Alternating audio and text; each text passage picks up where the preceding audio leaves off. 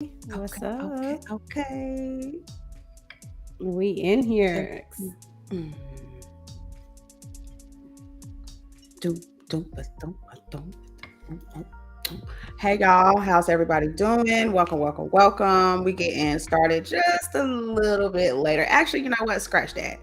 We're getting started right on time. Everything is divine. BB, Always. what's up? Nothing much. What's up? Chicken butt. I'm excited to be here, though. I'm excited to be here. You ready for I'm glad tonight's to see your show? face. I am. I am, honey. We're gonna be the moonlight on this beautiful Monday evening. We're We gonna be the are. starlight power on this We are. beautiful Monday evening. Yes. Um, yeah, so we've got a pretty interesting topic today. Uh, Definitely controversial. Mm-hmm. Um, yeah, so I'm excited to get Me into this. too. I'm a little nervous, but Really. I'm excited at the same time. Me too. Let's see.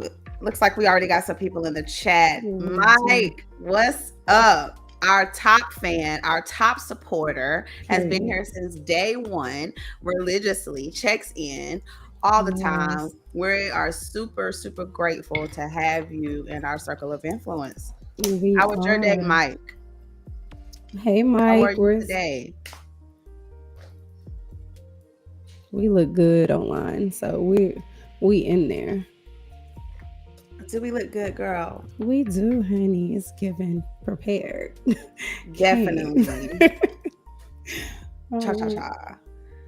Yes, we're glad to see you guys here. Definitely, we are encouraging everyone to engage in today's topic. All opinions are welcome as long as they are respectful, and we ask that they're kept on topic, right? Um, we will have an opportunity for um, times where we will go back and read the chats and respond, but we definitely encourage you guys to tap in, so they say. Tap in with us, engage with us, let us yeah. know what you think about what we're talking about. Let us know your feelings. Let us know if you guys have any solutions to some of the stuff that we talk about today. So, Mm. Mike, your day was good. You cooked earlier. Okay, man, getting in the kitchen. All right, We love to see that's it. dope. Yes, yes. Welcome back, you guys, to another episode of the Beauty Vault.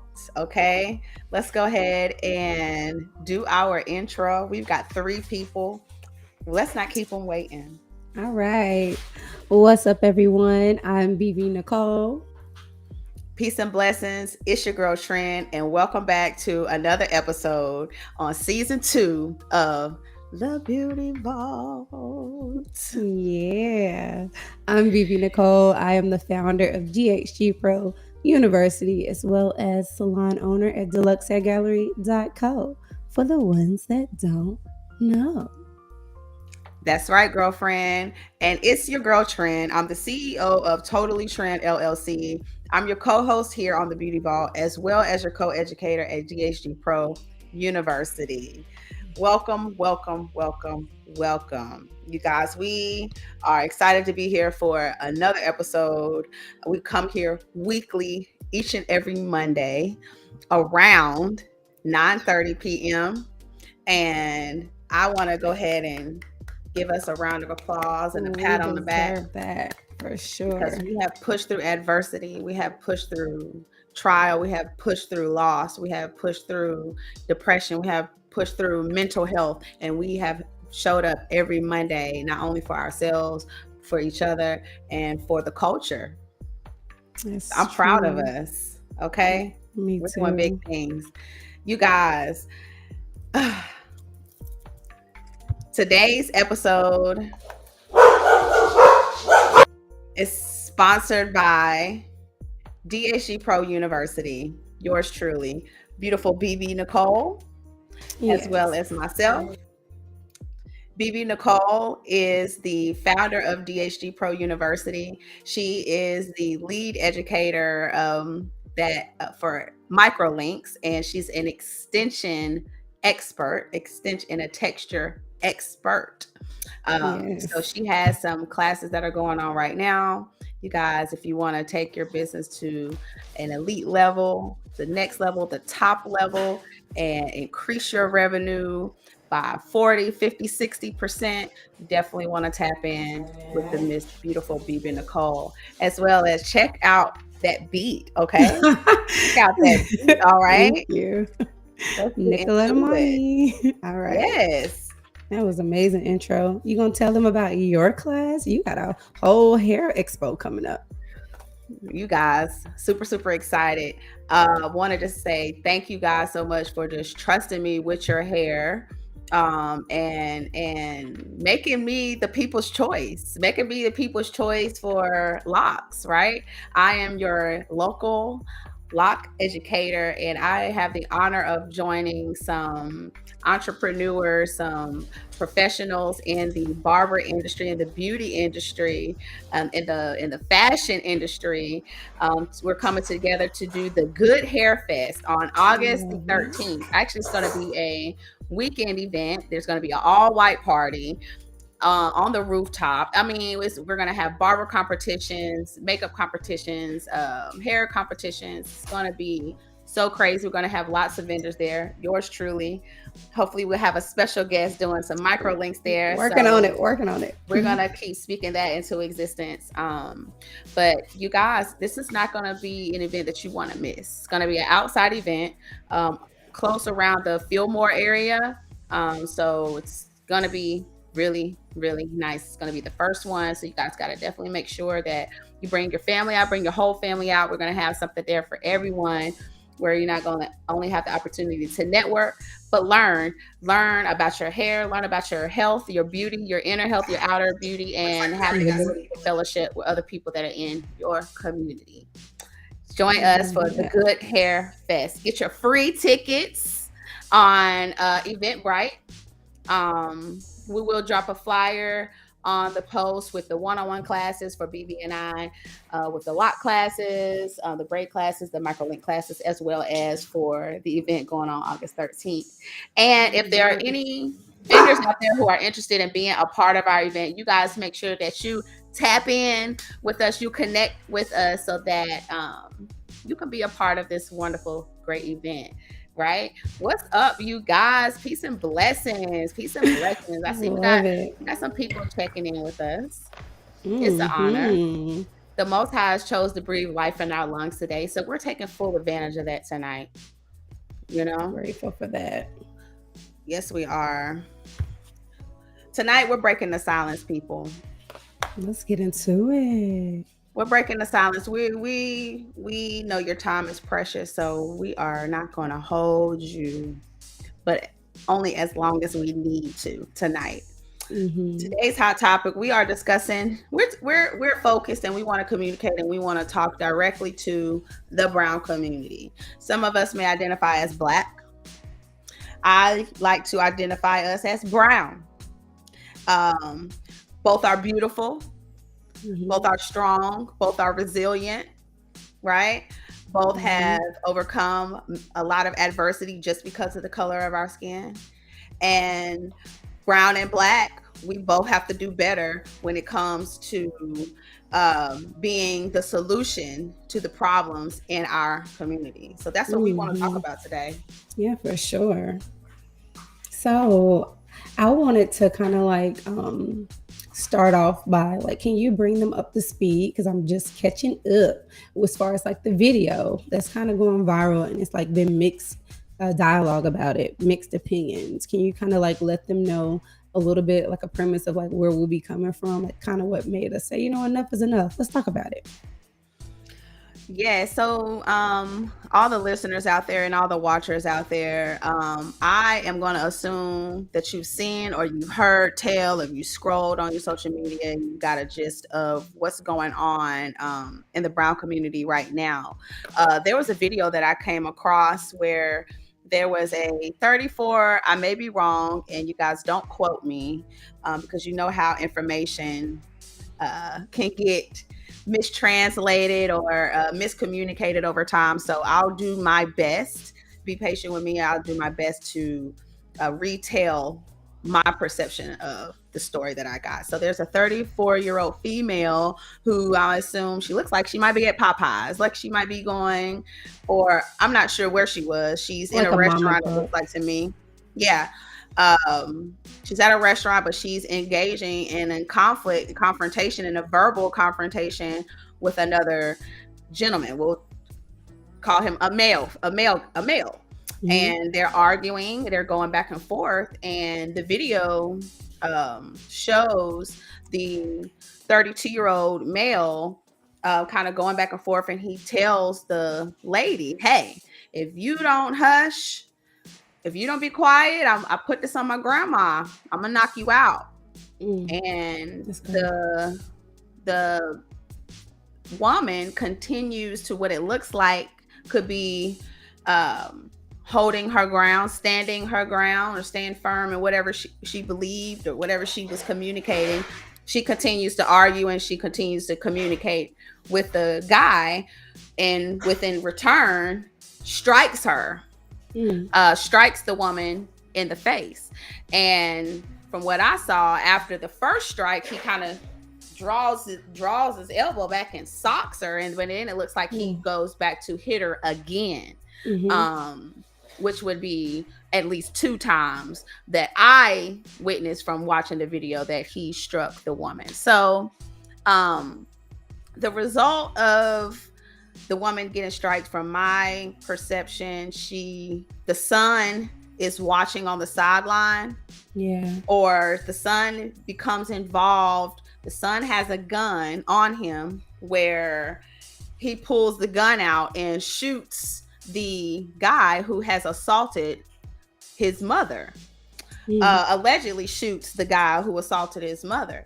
So then there's another video where you see the mother and the son kind of, I don't know whether they're following someone outside or they're outside, where there's an additional shot that is fired, or additional shots that are fired to the man that assaulted his mom, which led to him dying, right? Which led to losing his life. So after this, the mother and the son, I think they have warrants at this time. The police want to bring them in for questioning. I'm not sure. They end up, the mother and the son, they turn themselves in. And in return, they are released. From what the information is put out to the public, that they were released and that the charges were dropped. And that was that. But then there's recently tale of the mother. The mother is now suing, I want to say, the police department or the justice system. She's suing the police department for a wrongful arrest, right? She feels like she was arrested for no reason. There was no reason for her or her son to be arrested because she was done wrong. And there are other videos that have come out. You know, there have been posts about this thing, and there's other videos or footage of the funeral of the guy who lost his life, where some of the members or some of the people who attended the funeral, they wore shirts that were descripted knockout king or knockout guy or something like that, something in reference to him being known for knocking someone out, you know. And this is what the people chose to spray paint on their shirts in honor of his transition, I'll say that, right? Wow.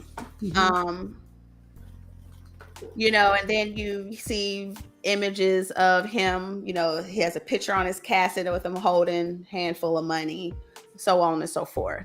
So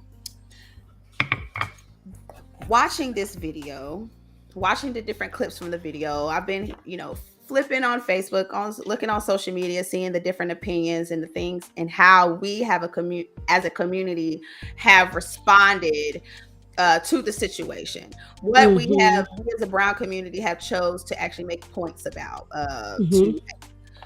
There's so many things that has transpired, and so many Mm-hmm. things that caught my attention just from seeing this small clip, or just this situation. But it just makes me question us as a brown community as a whole. Mm-hmm. You know, brown people, are we the problem? We're the problem and the solution. And those are the And facts. today we're going to begin to continue to break the silence, and hopefully break some of these curses, these generational curses, Mm-hmm. and hopefully begin to shine some light on some of the problems that we are having in the brown community, so that we can acknowledge them and hold ourselves accountable, so that we can make some changes. Because in order for us to be able to be better as a brown community, in my opinion, it's going to it's going to take some unlearning, and some new habits. We're going to have to create some new habits. So we're going to have to stop doing some things, and we're going to have to start doing some new things. Mm. So we want to talk about that a little bit today. We Today's do. hot topic is breaking the silence. Brown people, we are the problem as well as And we're the this, solution. yeah, We're in I this like. together, though. We are. That was a beautiful introduction. I love everything about that. So we can get on into it. So I Okay. so in regards to that video, like just watching it, I immediately, the first thing that caught my attention is like, we have a male cocking his fist back, clearly mad. I don't even know if all this anger is like really directed towards her, but internally there's some anger. There's some rage. And I feel like what really stood out the most is like there are two adults, and no one thought to like diffuse the situation. No one thought to like, take a step back. And then when the assault took place and the assault started happening, what stood out the most to me, and so much stood out, and we will break it down, but what stood out the most to me is the people, everybody just running, like we're just throwing fists. And there was a man, there was two women, I believe, and a man. And the man just like ran, like he just ran, like, I don't know, like it just shocked me that no one wanted to like step in. And I know it's not their business, but how much are we going to play into that topic? How much are we going to play into like minding our business? When is that enough? When do we stop minding our business and step in? Especially as men and black women, our leadership has to level up. You know what I mean?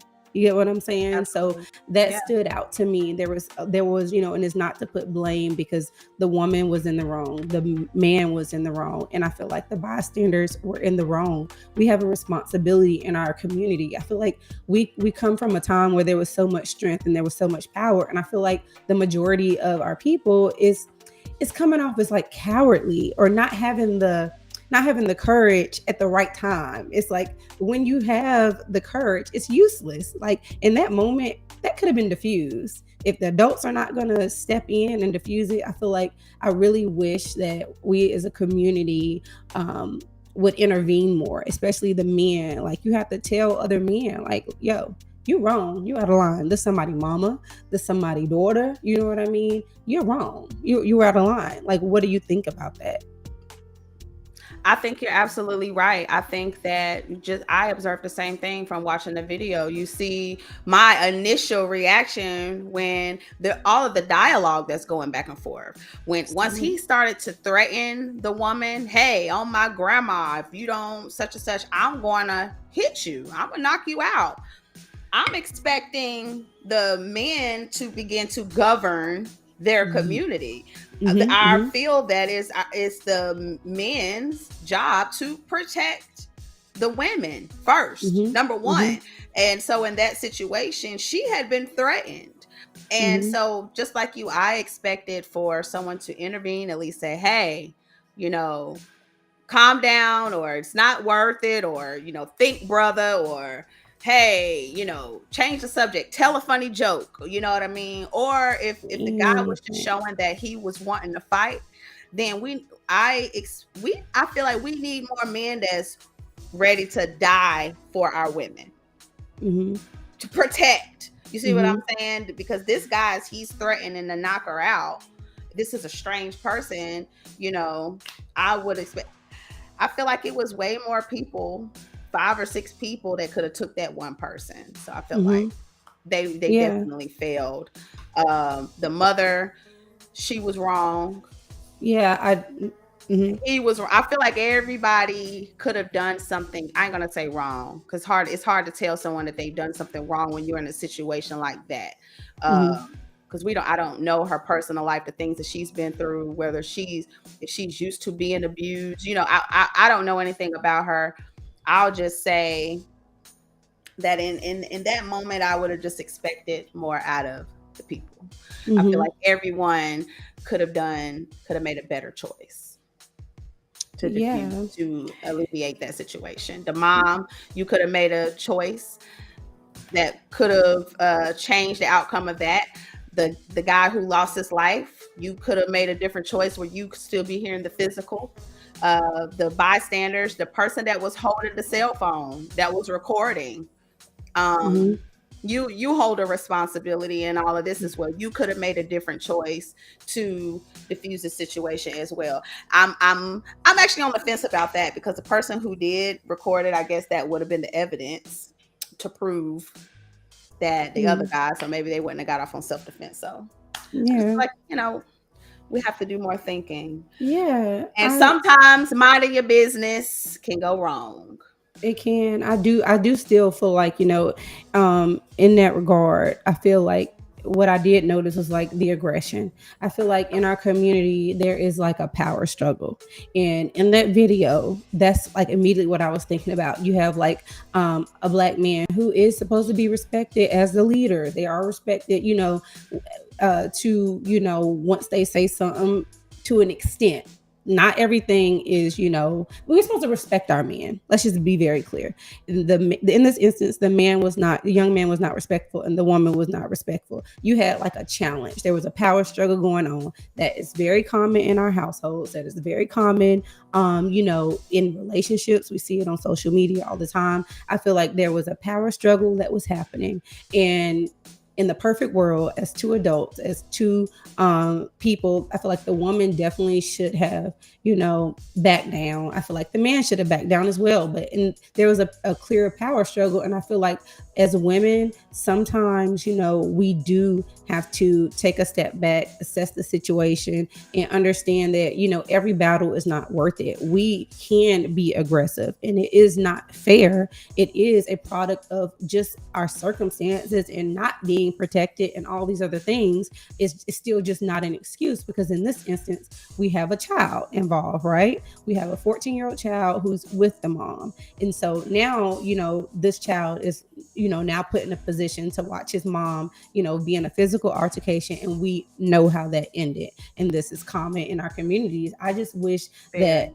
the man had enough, sense to back off. Like, this woman, I feel like men ultimately set the tone. And I wish that he would have chosen to just diffuse the situation, calm it down, go ahead and either leave, exit the situation, because the food is not going nowhere. And you are the man. Why even get on the level of the woman at the end of the day?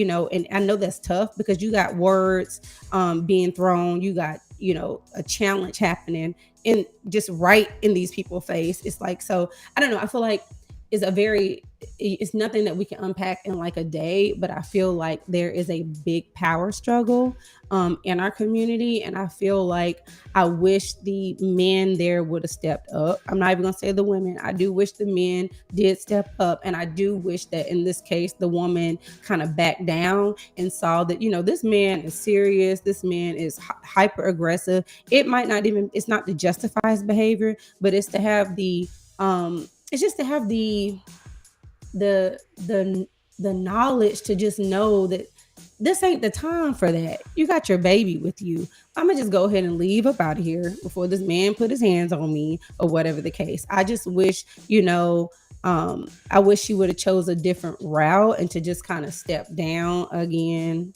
We aren't in the situation, but I do know from past experiences when I wasn't quite at the place that I'm at now, aggression has never got me, what I wanted. Aggression has never been aggression. If you challenge a man is going to challenge you back. I don't feel like we as women need to be challenging men. I just feel like we have to let that go. And I personally had to learn that the hard way, you know what I mean, from life. No one necessarily taught me that, but it's like it is our fault. And then at the same time, it's conditioning too, because we come from a line of like seeing men and seeing their value and seeing their respect level when they're providing or when they're protecting. And then you have men, they're going through so many different things, and they need their respect, whether it's in a household, whether it's clearly out and about in a restaurant.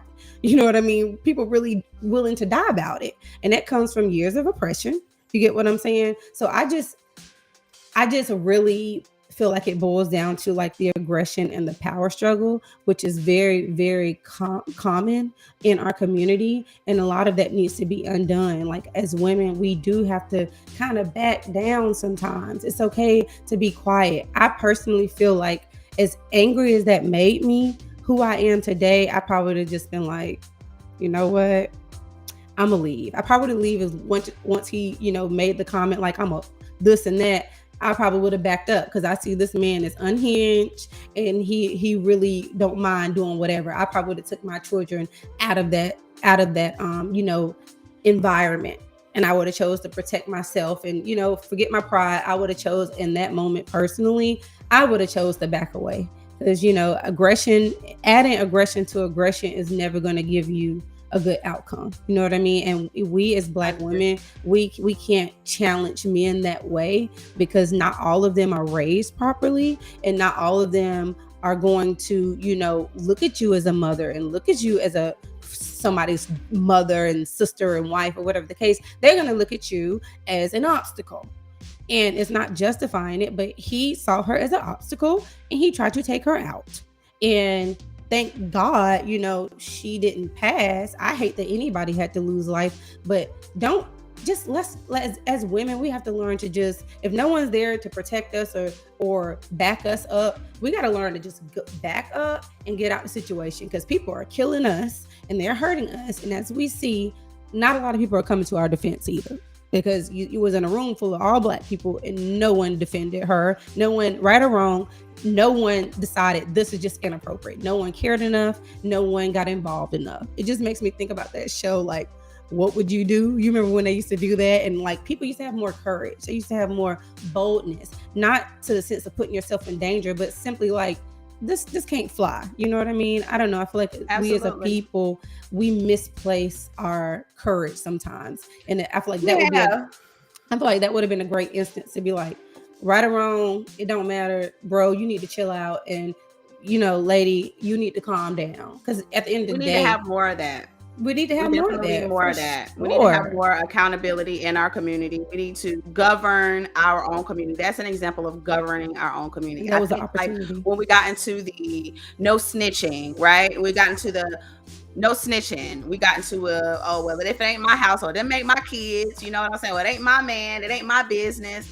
I feel like we've gotten to a place as a brown community where it's starting to do us way more harm than it is good. And so we have to, just like you said, we have to gain that courage and treat these children like our sons and our daughters, treat these elders like our mothers and our fathers, treat these brothers and sisters as what they are, our brothers and our sisters, and not look at them as our enemies, as our as an obstacle that you have to cross. Look at them as a bridge look at them as a stone that can help you to build. You know what I mean? Look at them as an opportunity to be able to shine light, to be able to gain knowledge, to be able to grow.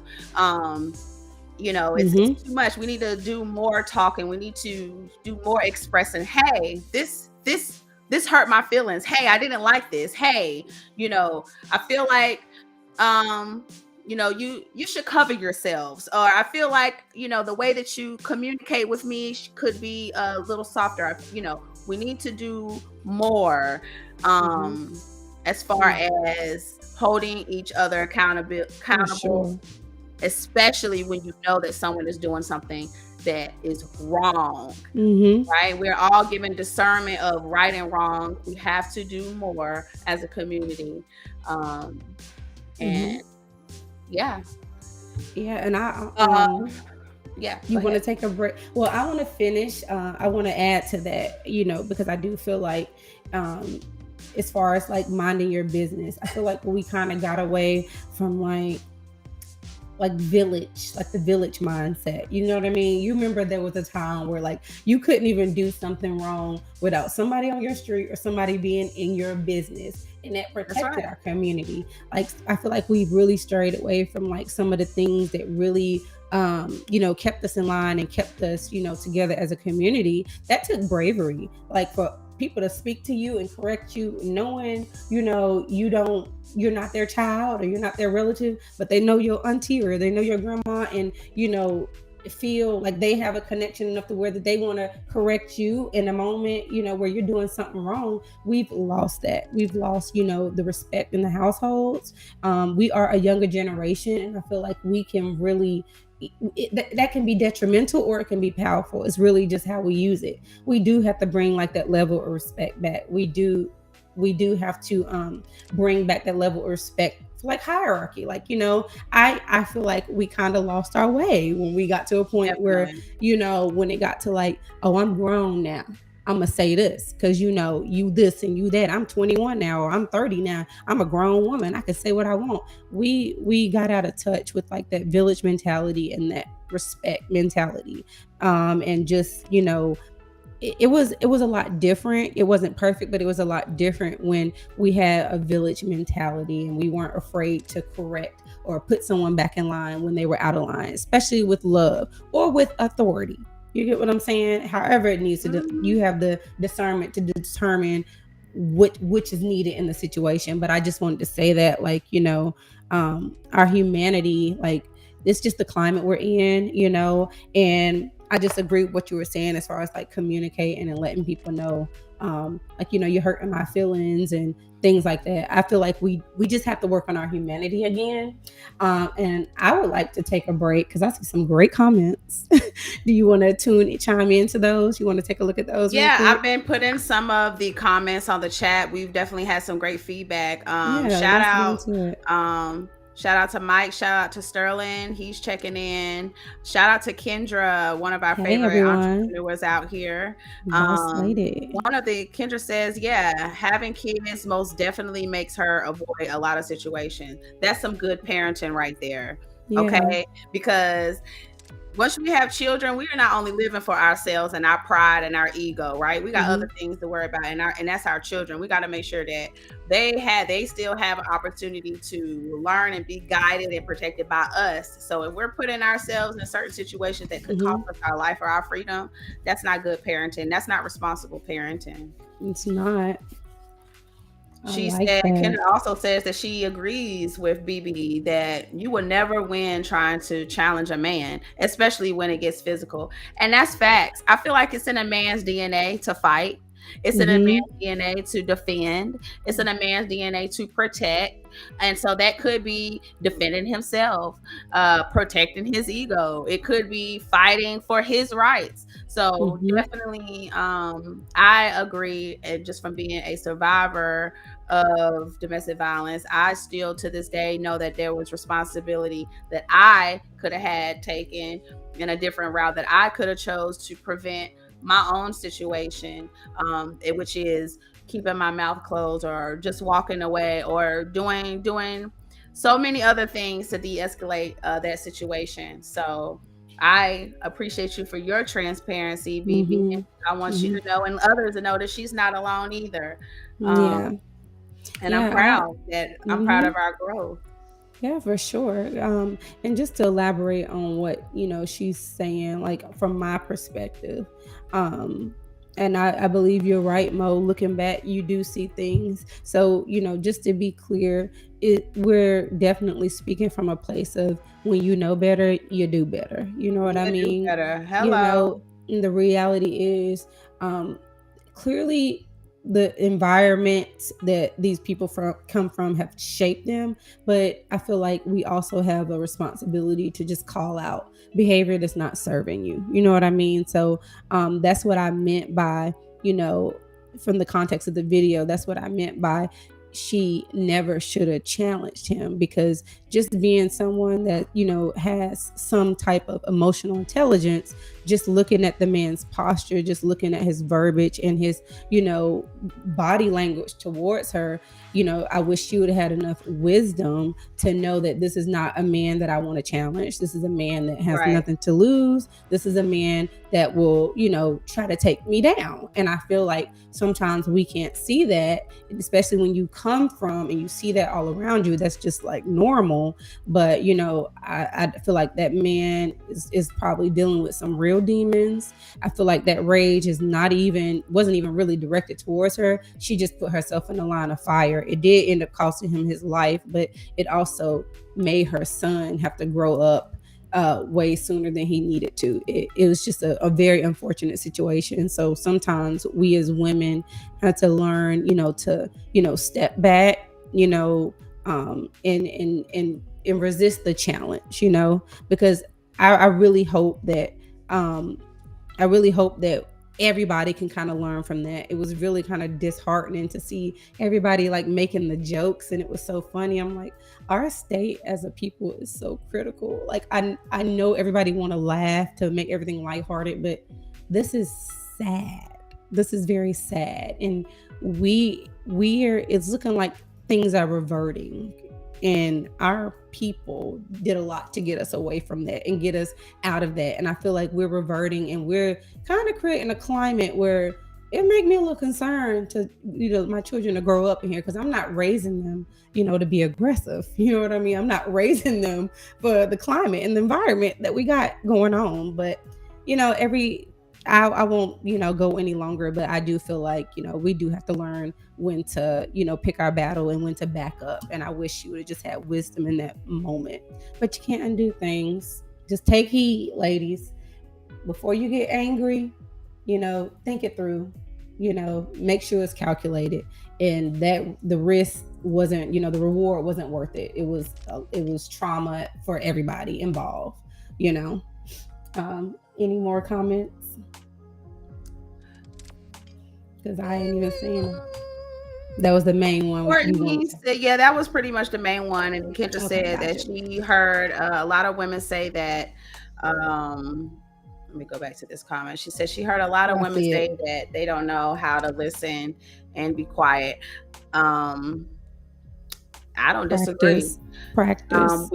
I definitely take heed to that. A lot of times I'm so strong and passionate, strong minded and passionate about what I feel and what I think that I know, that sometimes it's hard for me to be quiet because I just want to speak my mind and Mm-hmm. stand my ground. But a lot of times, just, I'm taking that advice as well. So you got to pick your battles, You calculated do. battle, calculated Yeah. risk out here.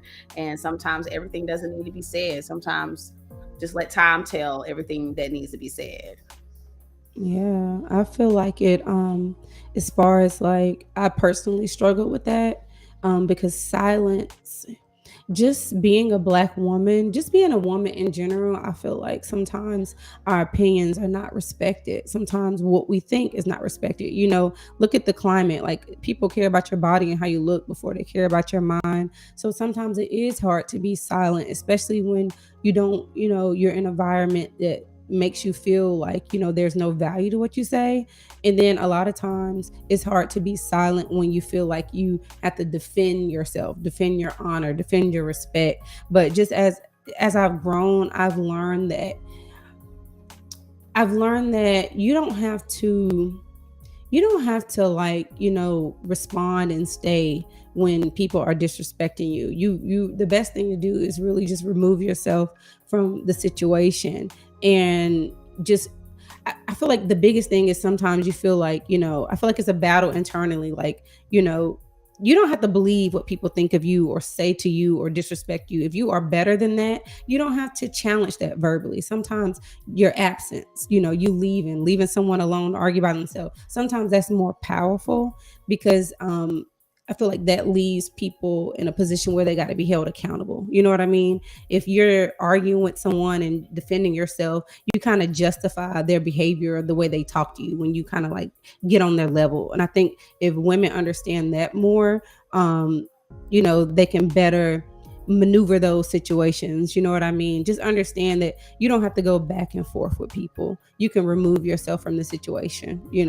That's what I've learned. And it took a long time to learn that, and silence isn't always a weakness. It's actually a strength. It's actually a strength to not curse somebody out when they're calling you out of your name. That takes a lot of resolve, and it takes a lot of self-control, and emotional control. So we just have to look at it from a different perspective, and don't think quiet and being quiet in a moment where you could react is a form of weakness. That's how I've worked on that. Me being silent and not responding to you doesn't mean I'm weak. It means, I just care about my peace more than I care about responding to you. And that took a long time to get there,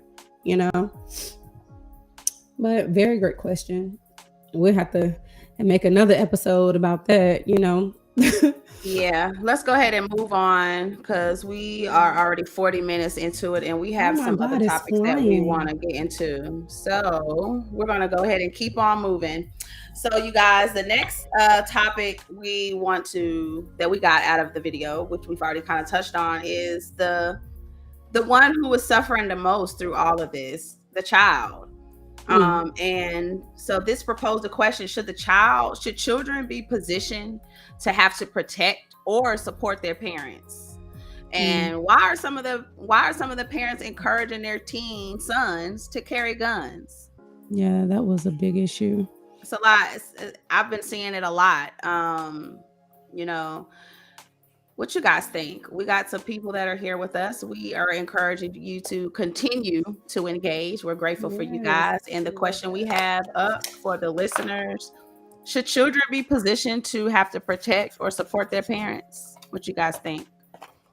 And we also want to know, why are some parents encouraging their teenage sons to carry guns? Some of these young men haven't even reached teenageism yet, and they're toting guns. For sure. What's up with that? What's up with that?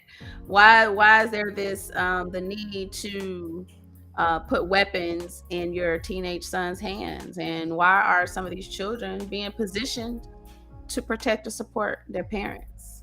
Yeah. What we saw on the video was the mom telling her son, shoot him. And what we have heard allegedly is the mom not only told her son to shoot her abuser, but then to finish him off, to end his life. And 3 things came up. Like, 1, what was a 14-year-old little boy even doing with a gun in the first place? 2, how did the mom allow, what was going on, because the mom knew that the little boy had a gun. What was the mental state of the mother to think that it was okay for her son to be carrying around a gun? And why, in the situation where she's going back and forth with another adult, did she call her child to protect her? It's tough. What do you guys think?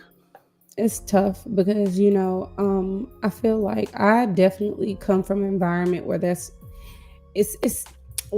just speak from my truth.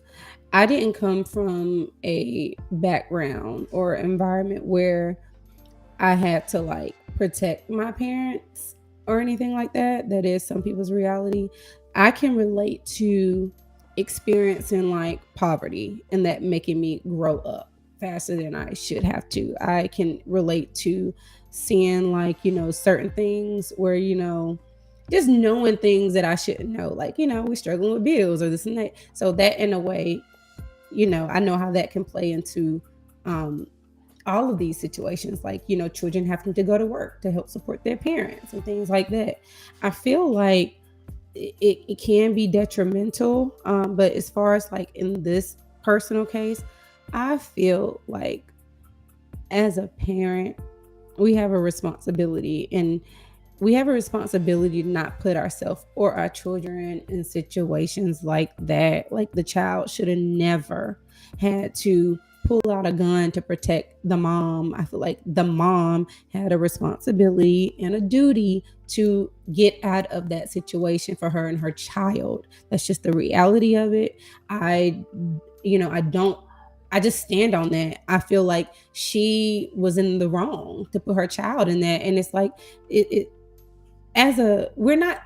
I get why our parents said they're not our friends. I get that, because why is your children, why does your child have a weapon at 14? He is not the man. And then on top of that, he is not your protector or your provider. That is an adult male's position. That's not a young male's position. So it really sucks because he is now, his life has changed. His life is altered because of this, because she did not choose to protect him. And this is common. It happens in our community all the time. It happens so much. No child should have to fight your battles. No child should have to rely on you for like emotional stability, like none of those things, financially, none of that. Oh, I see a comment.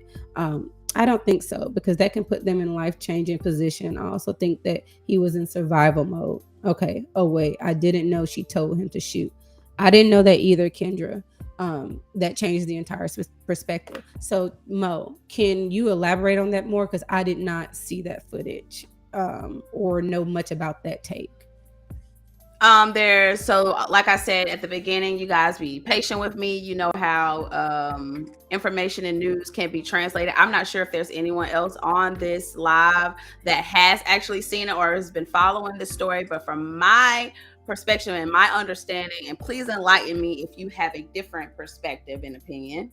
But allegedly the mom instructed the son to kill. And I don't agree with that. To kill, to take him out of here, shoot him, and we all know you don't use a gun unless you plan on killing. Yeah, right? for sure. So that is my understanding. And yeah,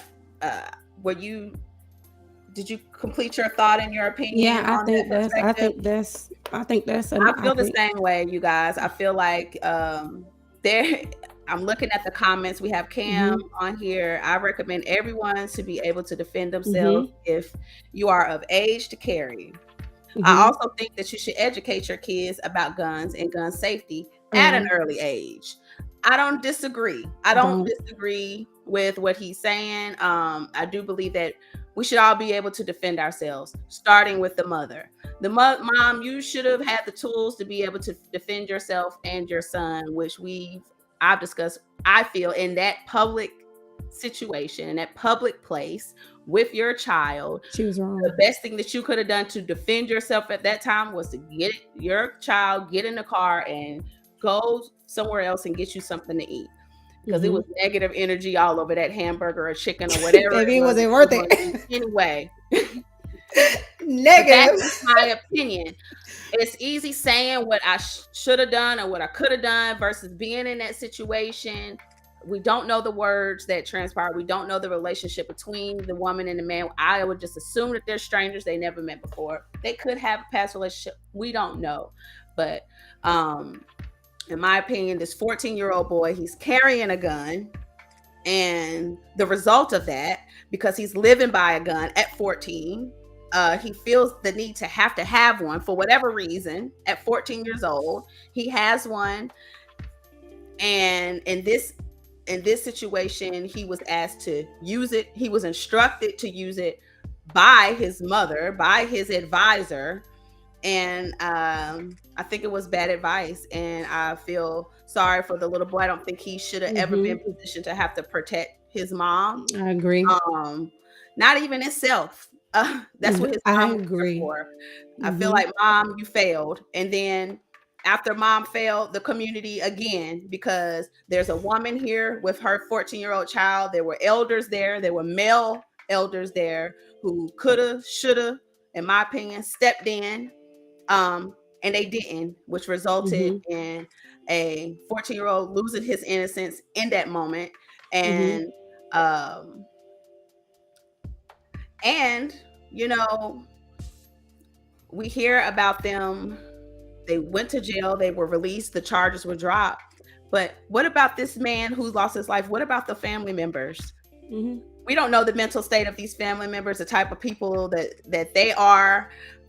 You know, it doesn't. I feel like it doesn't just end with the guy losing his life. The 14-year-old now Mhm. has to worry about other family members. Maybe the guy who he killed, his sons or his daughters or his brothers or nephews and things like that.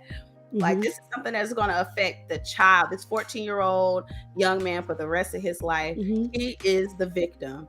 For And sure. I feel like his mom failed him. He shouldn't have been. Let's just, yeah. Yeah. I see a comment here. We're going to go to this comment where it says, um, moms, one should Hey, never mommy. put their sons in that position. That's Nope. right. And Big also, facts. that's super facts, right? We Mhm. have Mike here. Mike says that's correct. No teenager should not have a weapon way too young. If he was an Mhm. adult and has a carrying license and taught when to use it in those certain situations. Yeah. Basically, Mike saying is that, and Cam saying, yes, we do feel that as in the brown community, we do need to learn how to defend ourselves. For And sure. at a certain age, I do feel that we do need to teach the community needs to come together and teach the women and teach the Mhm. children and teach their brothers gun safety, um, how to carry, when you use it, when not to use it, gun safety and the gun laws from our community. We definitely need that. Age, maybe not necessarily a number. Maybe there's a certain level of maturity that is shown when you present these type of tools, Mhm. to Mhm. to these children. BB. No, I think I don't disagree. I feel like children should learn early. They're like, I believe in weapons. I do. My children know enough about them, but they never will have access, and that's the difference. My 14-year-old son will never have access. It just, to the best of my ability, it won't happen. I just feel like, like everyone said, I agree with the feedback. Very great feedback. Um, um, but there is a time and a place, and this just wasn't the time and the place. And I think it's important. And I would love to hear from the men, and like, I would love for more men to educate, because I talked to the leader, of my home. I'm like, I want to, know more, because I kind of let him deal with that. I don't deal with weapons. And I feel like, I just, it's just not my vibe, but I do feel like men should definitely talk to their children about it. Women too. I'm not opposed to women talking about it too, because sometimes we are the leaders of our household in that circle, in that situation. So just knowledge is everything. And just like with this whole situation, it's a tragedy, right? And all we can do from tragedy is learn from it. Nothing can be undone, but there are so many lessons that can be had and taken away from tragedies. And that's just basically what's being done here. We're just looking at it to like, okay, how can this not repeat? Because I feel like the Yeah. problem is with all the jokes online and everything, nothing is solution based. Nothing is, how do we prevent this from reoccurring? All the shoulda, coulda, woulda. Like, what do we do for the change? And I agree with what everybody said. Like, number one, it's time to educate our families and children on weapon and how to use it and when to use it. And I can 100% guarantee you that no 14-year-old should have to take anyone's life. I don't think that, no matter, no education, I feel like that was detrimental for him. I feel like, I do want to add, like you mentioned, generational curses. And I feel like people don't really understand generational curses are, they're not like voodoo words casted on you. They are states of mind. You understand? It is a state of mind. A generational curse is a state of mind. This mom state of mind is a curse. You get what I'm saying? And she's going to teach that and impart that onto her son. That is going to trickle down. That is going to continue. You get what I'm saying? So we just have to be very aware of our actions and, not live in that lifestyle or that mind state where we're like, I can do what I want because that's how I am and that's all I know. So I'm gonna pop off when somebody disrespect me. I'm gonna pop off. I'm gonna let them know. There's a consequence to that. So I just pray that the mom has a change of heart by this situation. I pray that the young man gets gets help, gets therapy, because he is going to have trauma from this. I feel like the mom is going to have trauma from this. I feel like the young man that approached her has trauma.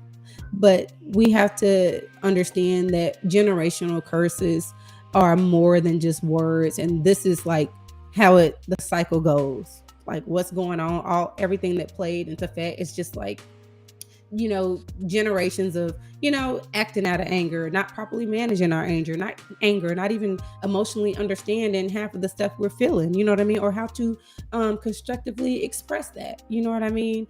And also another thing that sucks about the brown community is like we can't back down our pride. Like to back down or choose to turn the other cheek, it's like it's frowned upon. There's no glory or honor in that, and that's so detrimental. Just like you mentioned earlier, like no snitching, minding your business is detrimental. I feel like that it's okay to take a loss, especially if it doesn't kill you. You know what I mean? It's okay to take a loss to your ego.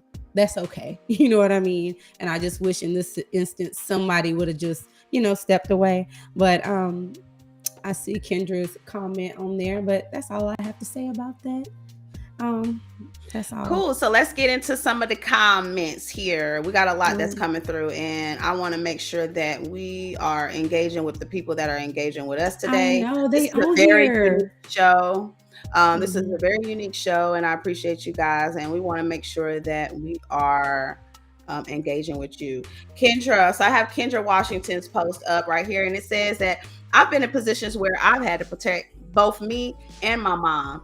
And you know what, Kendra? Wow. I think that 60% of brown community at least have felt like they have been in situations where they felt like they had to protect their parents, whether or not it was a situation where we were needed to, but I can't relate where I have felt like I've needed to protect one or both of my parents before. So I definitely understand. And I agree. There are going to be some unique times. I mean, we see it all the time over the news. There are so many times where we see that the children have had to come to the defense of the parents. And that is super unfortunate. My heart goes out to you. It super sucks. You should have never been in a position where you feel like you've had to protect not only yourself, but your parent as well. That sucks. I'm sorry that happened to you. I'm sending you a big old air hug right now.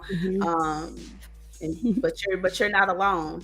And so we as the brown community can do a lot better by just being aware of how we solve problems in front of our children as well. How we solve challenges, how we solve disagreements and disappointments in front of our children, because we have to be aware of how they're feeling, and we don't want to ever put them in situations where they feel like they have to choose sides or protect one side or the other. We have to do better at that as a brown community. So Kendra, I just thank you for being transparent and sharing that with us. You are not the only one, sister girl, but hopefully you'll be the last. We can only hope. That's right. So we do have some comments here. I'm just going through. Also, Cam says, also in most households, boys are taught by their dads to protect their moms at all costs. If they see their mother harmed in any way, especially physical. Oh, so he's saying that, yeah, most boys are taught, like, if you see your mom in a situation where she's not being protected, I don't even care if it's me. You beat me, you take me on. I've heard it. I know. There are guys that are raised to replace the father, but like you're saying, they're being raised by their dads. They're being taught by the protectors to be protectors. So that is a great perspective, and a great point of It view. is. That is true. And I'm not against that. You know, teach your sons to be protective, but also teach them coping skills. Teach them how to fight, but also teach them how to communicate, or walk away. You know, teach them that it's okay to fight, but it's just as equally okay to say, you know what, you got it, bruh. You got it. It's cool. I want no problem. And you still be a man. You still be respected. You still respect yourself. You don't feel like anything was taken away from you. That's a great point of view. Yes, we definitely need to learn gun safety out here. We need to, another comment says, please educate your children if you need to have a gun. Yes, yes. If you know, because like I said, every situation is unique. Every household is unique. And you could be in a situation or an environment where you may need to teach your son about some gun safety before he turns 18 years old. You know, but make sure that you are teaching him, just like we say, safety, when to use it, why you're using it. And it's not the first option, right? That's the one. You know, it's not the first option. Mike, we got in the comments. Also, I think once the argument got heated, the mom should have took her son and walked away from the situation, and that would have de-escalated. We agree with you, Mike. We stand and agree with you. We feel like this, we hope and feel and hope that if she just would have grabbed her baby, been like, let's go on down here to the Popeyes around the corner, you may not be here with this hot topic today. So we definitely agree with you. Wow, these were some really, really good comments, you guys, and we are grateful. So let's go ahead and move on. Let's get into it, Brown community. Today's hot topic today, you guys, we are exposing the skeletons in the closet. We are breaking the silence, and we are letting it be known that brown people, not only are we the problem, but we are the solution. So we are shining some light on some of these dark things and some of these skeletons in our closet so that we can have awareness, that we can take accountability, and that we can make some changes for today and for tomorrow and the generations to come. Let's start healing today so that we can show love tomorrow. So let's get into it. The third topic is, why do we glorify and glamorize trauma and drama? What's up with that? Why do we feel the need to glamorize and glorify trauma and drama? It's a tough one. There's so many good things that go on in our brown community every single day. There are brown people that are doing big things, that are accomplishing major goals every day, but we do not see that. We don't see that spread all over the news, spread all over the shade. The shade room wouldn't even be the shade room if it weren't for brown people. Glorifying and glamorizing trauma and drama. There would not be a world star if we didn't have brown people out here glamorizing and glorifying trauma and drama. Do you see the numbers? You see the numbers on the World Star page? Do you see the numbers in the Shade Room page? In the Tea Room? Huh? It's all negative stuff that's bringing the brown community down. It's diminishing us as a whole. We are resilient people. We are intelligent people. We are humble people, but the things that we are projecting in the world and the music in our day-to-day life, on the feeds, on our social media, the ticks on our talks, it's just glamorizing trauma and drama. Why do we do that, y'all? What's up with that? Let's drop your opinions in the comments right now, you guys. Why do you think that we as a brown community tend to glorify and glamorize trauma and drama? That is a question that needs that slave shit. I'm gonna just say that. That's that slave shit, y'all. We're not in physical chains anymore. We're in mental chains. We are living in slavery. In slavery is when you are a slave or a prisoner to your mind. You're a prisoner to the way that you think, the way you Mhm. feel about yourself, the things that you have absorbed, Mhm. your look on life. What's wrong with that, guys?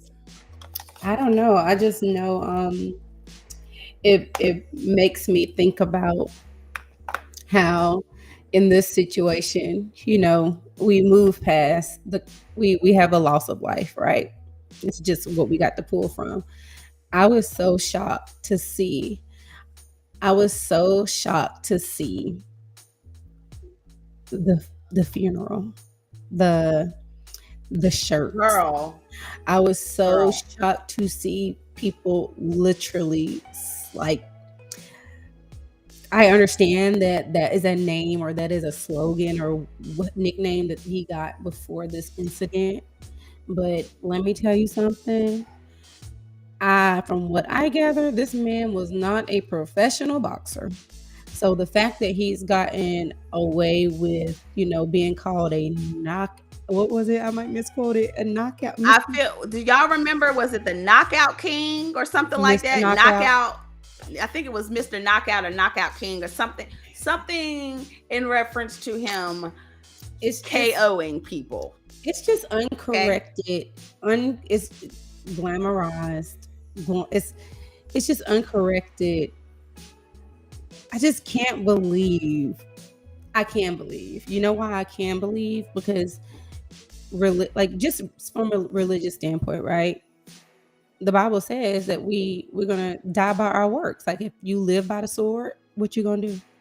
Die by the Die by sword. the sword. If you live by the gun, what you gonna do? You're gonna die Die by the by the gun. gun. If you live by the streets, you're gonna die by the You're gonna streets. die by That's them just streets. beyond biblical. That's just prophecy. That's just self prophecy. You're gonna, you.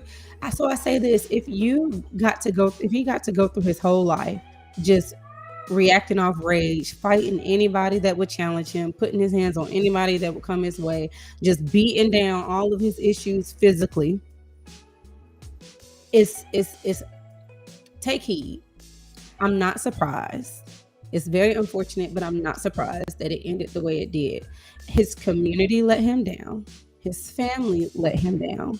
And, the elders, his OGs, whatever you want to call it, they let him down because there is no way that this man should have I don't know, should have just got violence, gets more violence. There's no way he should have gone this far in life, and no one saw that that was a problem. No one saw that, like, okay, he might need help. He's fighting all of his battles one way. We all know there's so Yeah. many different ways to skin a cat. There's so many ways to fight your battles, and this man only knows one way. You get what I'm saying? Why did no one intervene? Why did no one say, let's get him some therapy? Let's actually let him do something constructive. Let's get him off of the streets. If you're gonna be the knockout king, at least do so. You can fight legally. You get what I'm saying? Just no direction, no accountability, and no guidance. Again, generational curses. Because what in the world, that it's just not cute. It's not cute. I don't have nothing to say about that because that blew me. I understand, honey. I think we as a collective feel the same way. We're just equally frustrated and we're equally perplexed. Like, why? What happened? The what was the first disappointment? You just get a lot of disappointment from this guy. Like you say, he's filled with rage. He's Girl. walking trauma. You know what I mean? That's all you getting Walking. from that. And it just goes back to the first topic of too much Minding. minding your business. Mhm, His mhm, family should have been, like you said, stepping in, intervening. Hey, what's mhm, going on? Let's get you some help. And if this is something where you're having a mental disability where you cannot control yourself, then it was your family's responsibility to make sure that you weren't a threat to society because your family seen what you were capable of doing firsthand before you mhm, made it to the public. You mhm, know what I mean? Just like you said, therapy, accountability, some type of intervention, um, some type of professional help. mhm, But from my observation, like I would agree that the family didn't do their due diligence. They mhm. didn't do their part to help him out. And unfortunately, this was the outcome. As far as Yeah. the funeral goes, I seen footage of the funeral, his casket. You have a picture of him holding a bunch of money. Then you see girls, they're lined up, and on the top of their spray painted And shirts, they you were got the twerking. Knockout King or the Knockout or something like that. And it's just like, Girl. the level I'm of not ratchetness, I can't even wrap my head around it. It's like, what is it for clout? Is it like what? What has it come to? What have we come to, people? We just so ignorant. We got to do better. We we got to do better. do. Like, what if that was? Yeah, I we just got to do better. we do. Yeah. So And as far as like glamorizing and mm, mm-hmm. as Go far I ahead. wanted to touch on, you mentioned like, no one intervened, like when he was angry and fighting, no one stepped in. I feel like it is because it's this thing called emotional intelligence. It's almost more important than IQ. You understand? In our community, we have we have a lot of growing to do, especially emotionally. Like I even noticed for like my own son, like if he gets angry, I notice like, he'll huff and puff and want to, he got to release it. He want to do something with it. And I'll talk to him. I said, okay, you're mad, right? I talk him through it. I talk him through his anger. I let him know, okay, what you feel is valid. And I learned this in therapy. What you feel is valid, but anger can be constructive or it can be destructive. And I said, so are you going to break your things that I paid for because you mad, or are you going to walk it off? And then sometimes I talk to him even further. Then it's like, he ain't even really mad. He got another emotion going on. You know what I mean? He could be frustrated or sad. There's a range, and sometimes when you're a young person and you're growing, you're experiencing all these emotions and you don't know what to do with them. You don't know where to place them. Sometimes you don't even recognize them. And that's feel like, as Black women, Black men, I think we have to start exploring like emotional intelligence, like understanding, there's things I can work on. My anger, I was angry, I grew up angry, I still get angry, I pop off, you know what I mean? But just understanding and learning our emotions more, and participating in different avenues to release it, because a lot of us are walking around and we're time bombs. That's just the bottom line. We're time bombs. We have all these built up emotions and everything, and put it like this: your anger doesn't have to be used to destroy, and that's just my point. And I'm not a professional or anything like that, but I even intervene when I see certain things like that in my children, because I'm like, okay, I know why they're mad, but I want to know, do they know why they're mad? You know what I mean? Like, walk yourself through it, talk yourself through it. And I'm just glad that I have that insight, and I've took and done some work on myself to be able to give that to them, because our Black men are angry. They have a right to be angry, and there's so much things around that contribute to that anger. But I just want us to, as a people, start learning about emotional intelligence. Start challenging yourself. See where you challenge yourself to grow. You know what I mean? I just wanted to add that. No, I And think that's that was a great point for sure. That's definitely needed. I feel like just growing up in the brown community, a lot of us, especially the guys, they're not tapped into their emotions when they're an adult. They feel like it's a weakness to be vulnerable. It's a weakness to show that you're tired, or that you're sad, or that you're feeling anything. Like it's almost a norm in the culture for the brown community for men to be nothing but strong, be nothing but resilient, be nothing but powerful, be nothing but a. It went away, but I agree with what Trin was saying. We'll give her a minute to get back.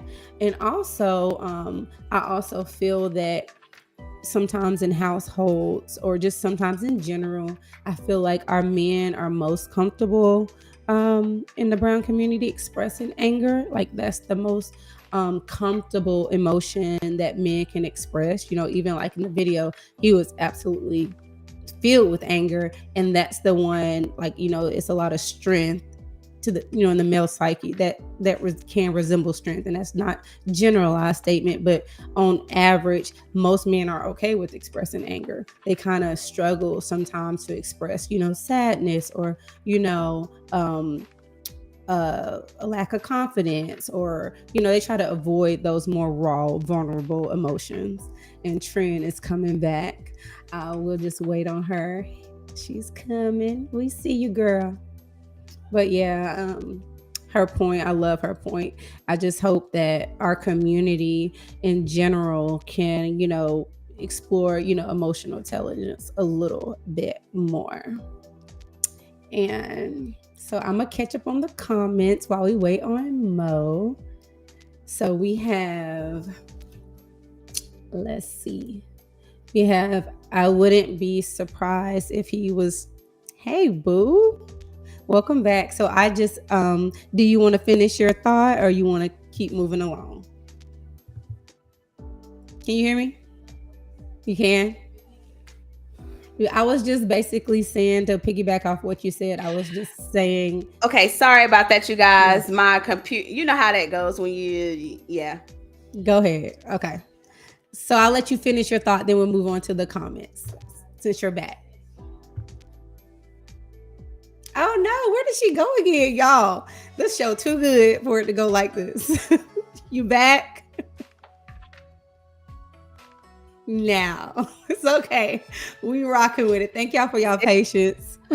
Thank y'all for your patience. Okay, they rocking with us. What I wanted to continue to say was, you were saying that I can hear you. We can hear you. We can hear you just fine. Just keep going. Keep going. We can hear you. We can hear you. It's lagging on my end, but I'm gonna continue to try to persevere. Some of the men, in my opinion, are raised to be emotionless, are not raised to be in tune with their feelings. So I think that we need to encourage our men as a whole, especially when they're younger, and our young women as well, that just like you were saying, that it's okay to have these negative emotions, to have these, but how do you get through them? How do we work through them? Acknowledge it. Is it something that it's echoing on my end? So that's why I don't on my end and my ears it's echoing back. So I had to take the earphones off so that I'm able to hear myself. Okay. Y'all know how the enemy do when we're doing something positive. We ain't even gonna, that's right. We're not even sweating it. But yeah, guys, it's okay to be angry. It's okay to be sad. It's okay to have these negative emotions, but we do need to get a tool bag. We need to learn how to pull out different tools to be able to get through these emotions, to get past these emotions, to work through these emotions. Tools meaning take the walk, like you were saying, or breathe, exercise, drink some water, count from 100. You know what I mean? Do your ABCs backwards. But we do need to express to the men. I'm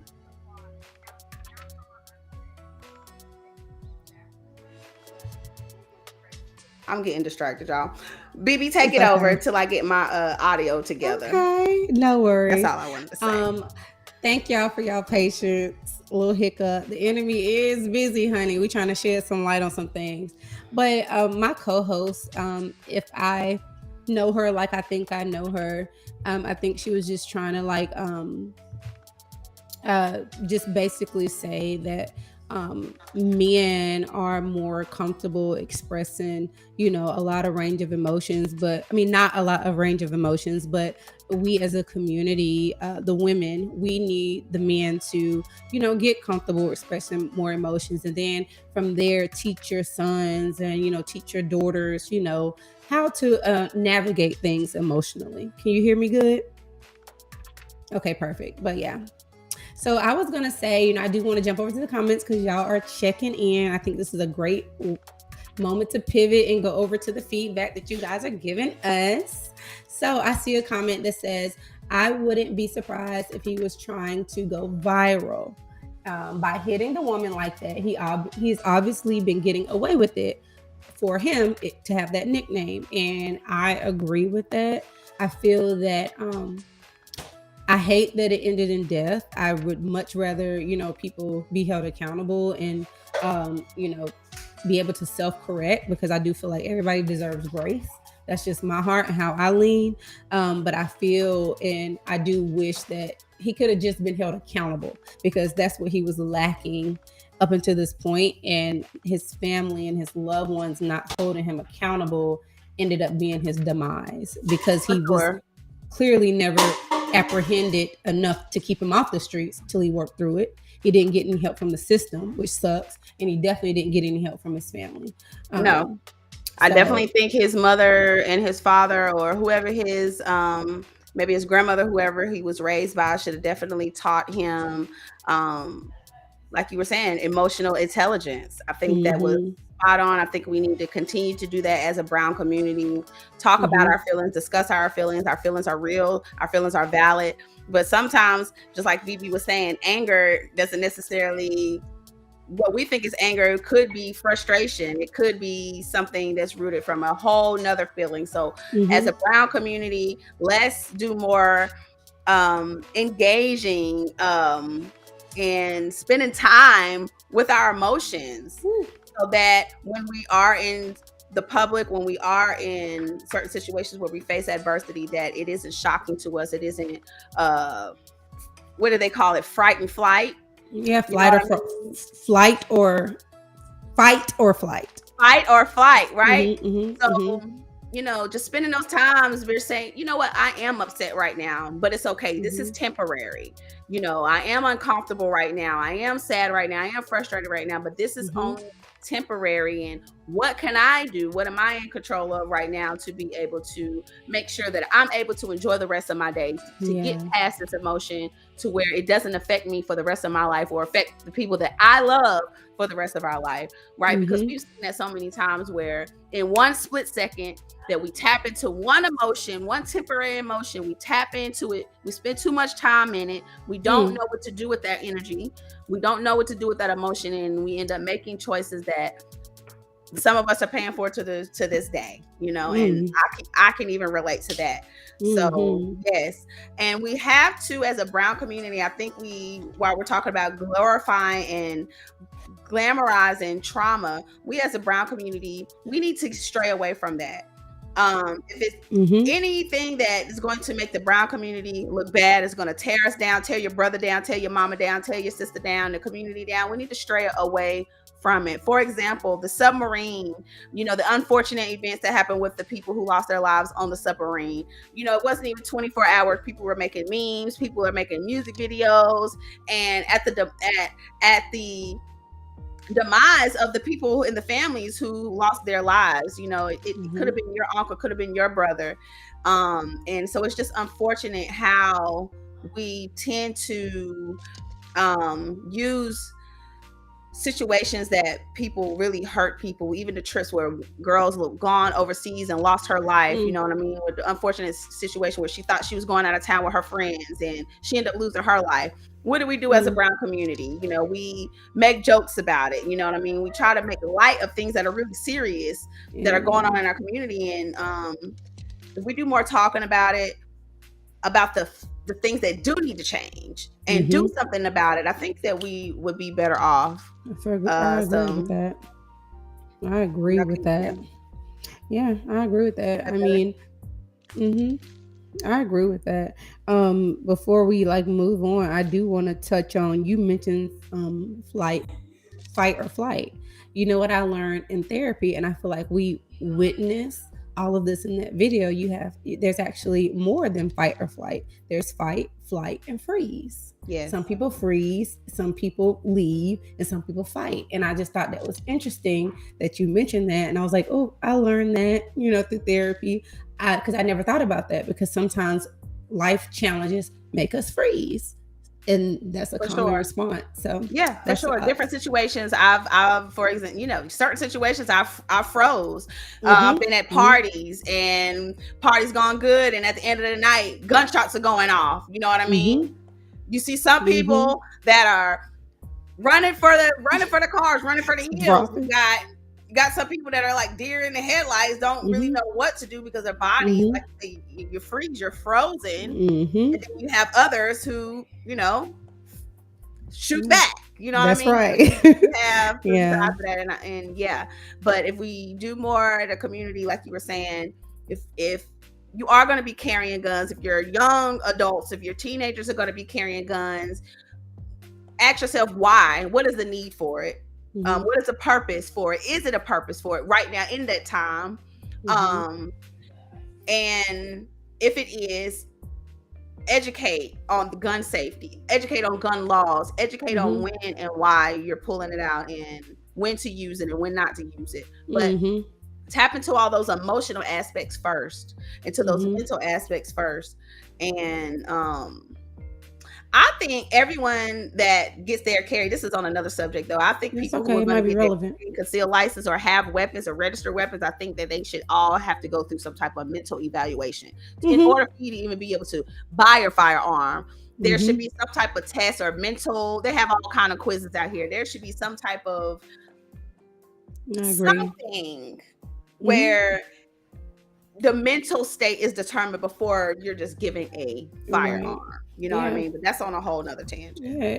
And now, I know we're moving on. I just do want to add, like, you mentioned children having guns. That's very common. It happens around in my city. I'm sure it happens in yours. For We sure. have to get away from it's no longer okay to, ignorance is not bliss. It's no longer okay and it's no longer satisfactory because tragedies keep showing us that the kids are exposed to it. The kids do have access to it. It's time to get in our children's business. There is no reason that you don't know. Check the book bags. Check. It's just no longer acceptable. We know everything that's going on social media. We know who celebrities are sleeping with. But you mean to tell me you don't know what's in your children's backpack? I'm all in my kids' business. You can't even lock your door. So I feel like as a community, as a brown community, let's get back in our children's business. Let's get back into guiding them. Let's get back into rearing them, being hard on them when we need to and soft when we need to. But it's no longer acceptable to be like, I didn't know. And shame on you if you do know and you allow it. For And sure. that's just how I feel about that. And I agree with you. I yeah. definitely agree. I definitely agree. Stay in your kids' business. I think we as parents, we need to step back into our places, which is parenthood. Our children, if your children don't like you at least once a month, then you're not parenting correctly. Okay. We are not here to be our parent. I'm just joking. But No. we are not here to be our children's friends. We are here because the Most High has trusted us to guide them, advise them, to rear them, to raise them, to be independent. We all raise them to be the best version of themselves, to be better versions than us. So for sure. Giving them the things that we didn't necessarily get, give them the things that our ancestors didn't necessarily get, so that they could be good for this generation and the ones to come after us. And the one thing that I'm noticing right now are the elders not giving the knowledge. The elders have stopped giving the knowledge. We are the new OGs. We have a responsibility now. We need to shift into our place. We are not the baby G's anymore. We are transitioning to the OGs. So now we have a responsibility to the youth. And youth, I encourage you guys to be courageous. And there's a lot of peer pressure and there's a lot of things in social media, and the times that we're living in right now are super, super hard. But I encourage you to be firm and being an individual, be firm and being a leader and lead your generation and lead your peers to make the right choices, to do the right thing, and have that courage to just know the Most High is going to back you on that. Everybody in the community has a responsibility to each other. And that's we need true. to step into that. We need to step into that. I love that. So moving along, we have two more topics that we want to discuss. Good grief. We did say today is a very unique episode. Hey, and we're going to let it ride. And we're going to continue to let it flow. We are grateful for everyone who's taking the time. We know that it's getting late. Guys, make sure that you come back and finish listening later on tomorrow during your lunch break, or while you're working from home, or you're cooking for your dinner, or you're riding in your car, whatever. We're just grateful for you. The next point that we have is, why don't we, as brown people, tear down the system the same way we tear down each other? Baby. Okay? Why don't we as brown people tear down the system the same way we tear down each other? What do we mean? About. Okay, we will get together to jump Judy We will get together to stomp Sam.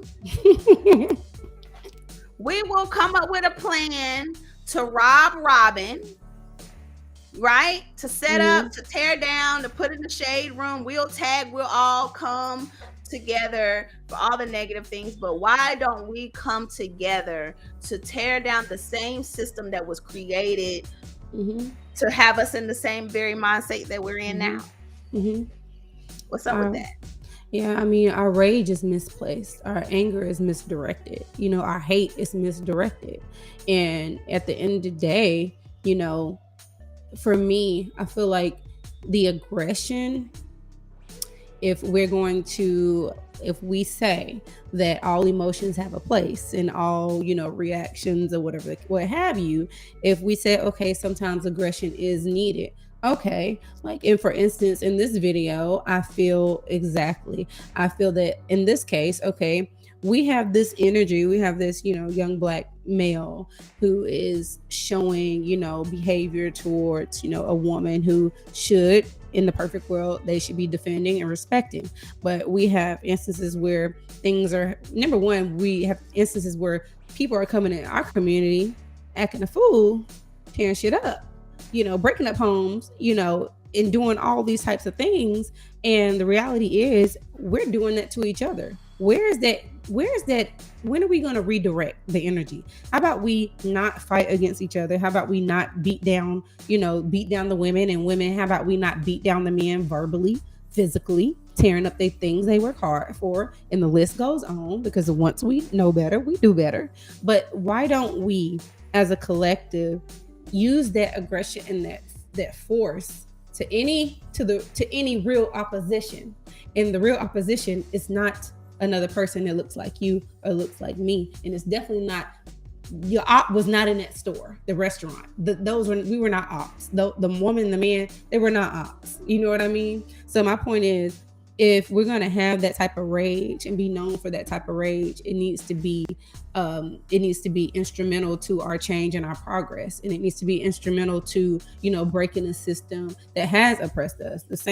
We're fighting the wrong fights. We're beating down the wrong people, if we're being clear. And this is not to incite rage. This is just to simply say, before I attack a man or go out my way to attack a man, I'd rather, you know, stand up for somebody when I see something going wrong. I'd rather us pull up in numbers and de-escalate situations. If we use our rage for the right things, like the Floyd Mayweathers, all these different things, if we use our rage properly and not against each other, that wouldn't happen. You understand? That like rest these people's souls, that wouldn't happen, because as a collective, we would have said, this is wrong. You're not doing it. And you can't kill everybody. Now, can you?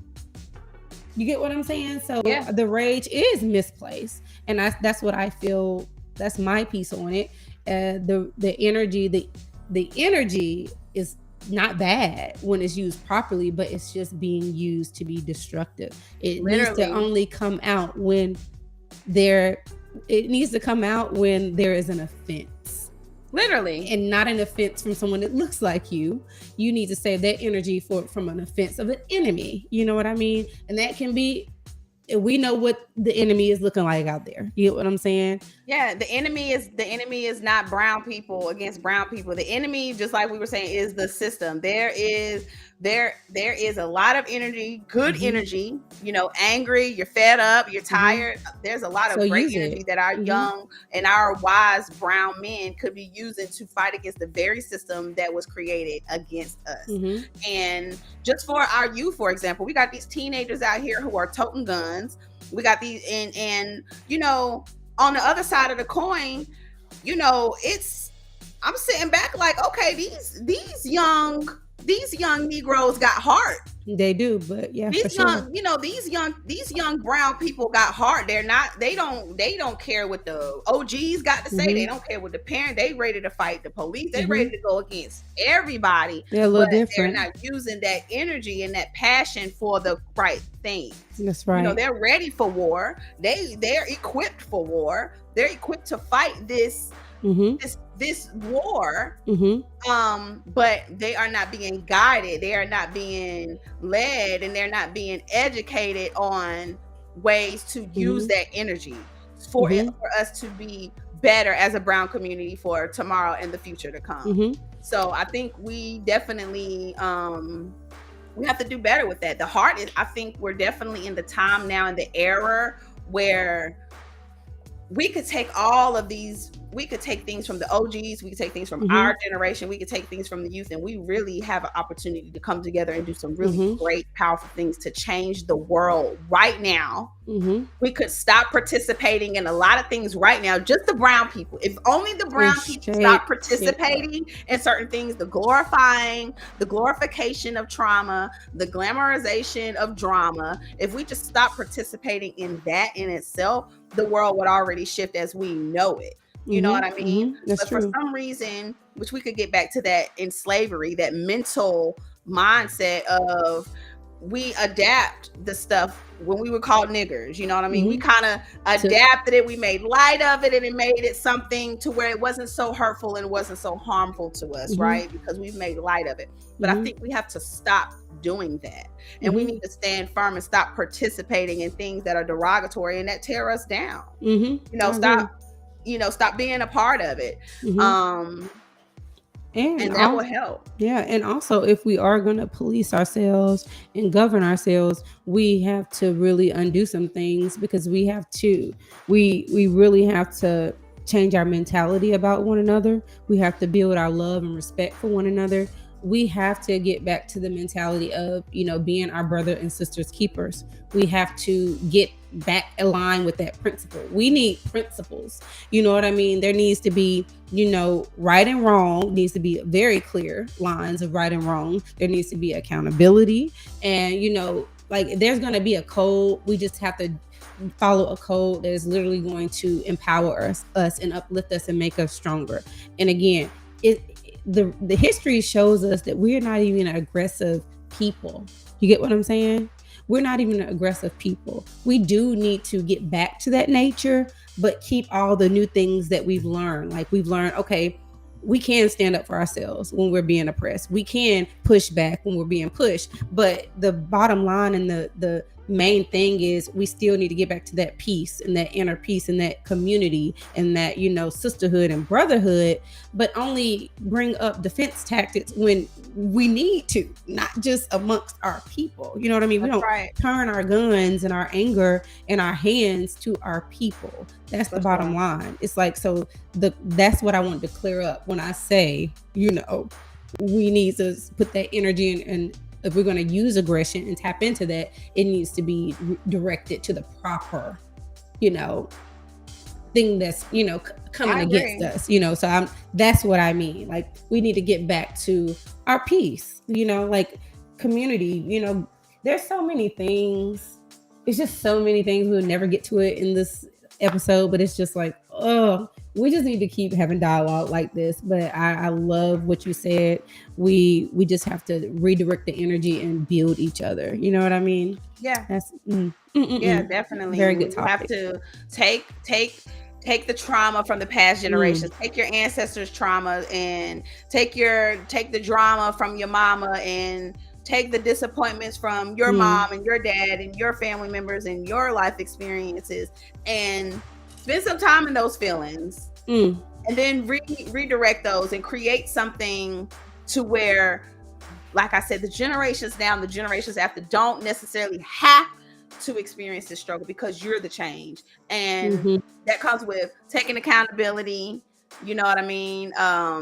Accepting things, accepting that these negative emotions, they're only temporary, you know what I mean? And it's not the end of the world. Finding ways to be able to cope with our emotions and get through them. Yeah, I like that. So, you know, the last thing we wanted to talk about tonight is revealing and rebuilding. We appreciate you guys for joining us today. I you know me, I like to show a spirit of gratitude no matter what's going on. And so you'll hear me say this all the time, just how grateful I am for you guys, how grateful I am for my co-hosts, how grateful I am for my life, for the air that's in my lungs. And with that being said, We come to you guys each and every Monday around 9:30 with a hot topic. Today's hot topic was super sensitive, super focused, and we're speaking to a collective people, a group of people, and that is the brown people, or if you identify as Black. We talking to you, Jack, and we are breaking the silence tonight, and we are letting it be known that brown people, Black people, not only are you the problem, but you're the solution as well. And so we have talked about some things tonight as far as the brown community minding their business. And we talked about children being positioned to have to protect and support their parents. We talked about the fact that we as a brown community glamorize and glorify trauma and drama. And we also asked the question and discussed today the fact that why do we as a brown people not come together to tear down the system the same way that we tear down each other? So we have talked about these things today, and we're just grateful for you guys, and we just want to extend the hand as brown women in the community who love our brown men, who uplift our brown men, who want to continue to encourage our brown men. We want to say that we love you, and that we want us to be able to come together, to be able to govern ourselves, to be able to deal with our mental health, to be able to deal with our emotions, tap into our emotions, to be able to walk away, to de-escalate, or to be able to solve problems where it doesn't cost you your life, it doesn't cost you your freedom, and it doesn't cost you your innocence. We have a young man who lost his innocence, almost lost his freedom, could have lost his mom, but another guy has lost his life due to the brown community failing him. We can't even say the system failed him. We failed him. We failed him as a brown community today. Sure. And so we want to do better. We got to do better, you guys. So the last topic that we wanted to touch on today is revealing and rebuilding. Where do we go from here as a brown community, you guys? Where do we go from here? Well, if you've been paying attention, we've already talked about a few things. Number one, what BB and I have been talking about since episode 1, mental health. Where do we go from here as a brown community? We do something about your mental health. Brown men, Black men, brown men. We encourage you to get therapy. You do not necessarily have to have what you identify as trauma going on, and even drama going on. It is still healthy. It is still healthy, and we encourage you to talk to someone. Just talk to a therapist. Just set an appointment, set a couple appointments up, and just talk to them. You don't know how this could help you. You don't know how this could strengthen you. This could strengthen you as a man, a father, as a son, a husband, as an entrepreneur, a businessman, as a professional. I cannot express to you how important it is for our brown men to be able to talk to someone, be transparent, be realistic, and be open, and be able to receive professional, healthy feedback to help you guys to be able to cope and maneuver through life. Brown men, we know that the world is already set up against you just because you're brown, just because of the color of your skin. So there are people who are trained, there are people who are passionate, there are people who love what they do. They wake up every day on fire for what they do, because they are passionate about your mental health. They're passionate about you being able to pull tools out your bag so you'll be able to maneuver to be the best brown man that you could possibly be. So that is my first what can we say? My first opinion on where we can go to be a better community as brown people. Yeah, getting help mentally. I like that. It's like Trent said, find different outlets. We do know that therapy is great because it's going to allow you to tap into the emotions and the things that you're dealing with and give you a way to process it. Then there's other outlets. I also want to speak to, you did beautifully speaking to the men. I also want to speak to our brown women. We definitely need to do the same thing. Me and Trent, we talk about mental health on the show so much, and I think as a community, we also need to understand and radically accept the current condition and the current state that our community is in. We can't be in denial about it. We can't turn a blind eye to it. We can't look at the community and be like, oh, well, that's not all Black people. They don't got to do it with me. It does to have something to do with you. You are the only person. People that look like us, people that look like you and I, we're the only people that can make a change, because we understand, and we can identify with other brown people. So 9 times out of 10, their help is going to come from people that look like us. We just have to change the narrative, change the dialogue, change our thought process. You understand? We have to radically accept that the state that our community is in right now, the percentage, the collective that's doing well and changing their thought process, we have to increase that number. We can't leave our fellow people behind. We can't leave our, friends and loved ones and family behind. Like, be done with them. We can't.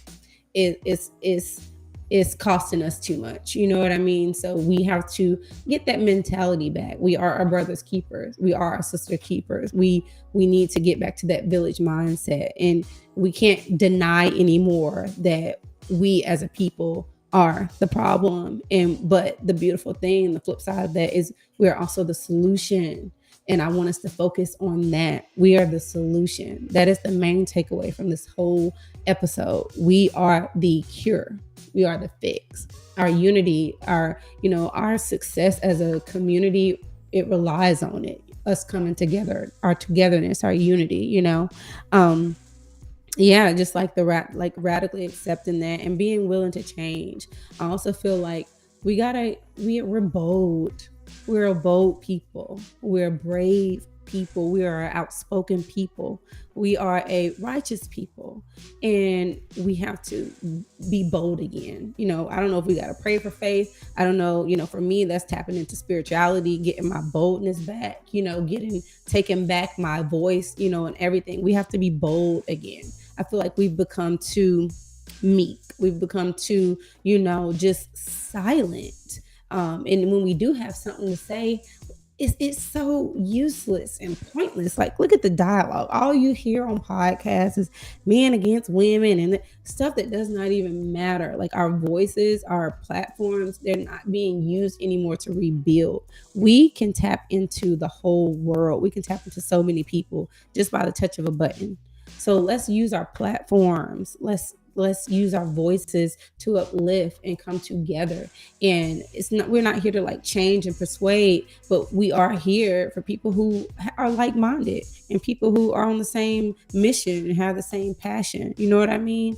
I don't know, we have to be bold. We have to be bold and brave and, vocal and aware of what we're putting out into the universe and putting out into the world. We're all examples, whether we want to be examples or not. We're all examples. Someone is looking up to us that we don't even know. And most importantly, if you're a parent out here, your children are, so that's all. I think that's right. Yes. Mm-hmm. Regardless, if you're a male, you are a mother figure.